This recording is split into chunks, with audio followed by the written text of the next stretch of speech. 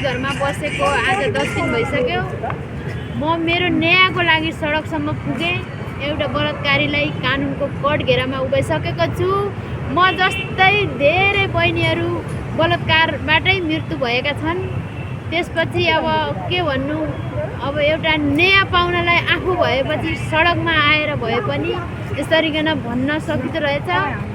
सबैजनालाई धन्यवाद। अनि तपाईको बारेमा तपाईको अस्ति तपाईलाई त्यो तपाईको बारेमा बोल्ने बहिनीहरू दुईजना कुटकुट हुनुभएको थियो नि, त्यो भिडियोलाई चाहिँ तानेर मैले पनि बनाएको छु। 11,000 12,000ले हेर्नु भएको छ त्यो भिडियो। तपाईलाई धेरै साहसी नारी भनेर भनिरहनु भएको छ। उहाँहरूलाई के भन्न चाहनुहुन्छ? सबैजनालाई धन्यवाद भन्छु। मेरो कारणले दुईजना अर्को बहिनीहरूले नि कुटाइ खानु भएको छ। हामीले रिपोर्ट गरेका छौँ। फोरेन्सिक अनुसन्धान गरेर उनीहरूलाई कानुनको कठघेरामा उभाउँछ भन्ने आशा छ। हस्, तपाईलाई न्याय दिनको लागि हामी जतिखेर पनि तत्पर हुनेछौँ र आजको लागि चाहिँ यति भन्दै हामी पनि घर जान्छौँ है। धन्यवाद।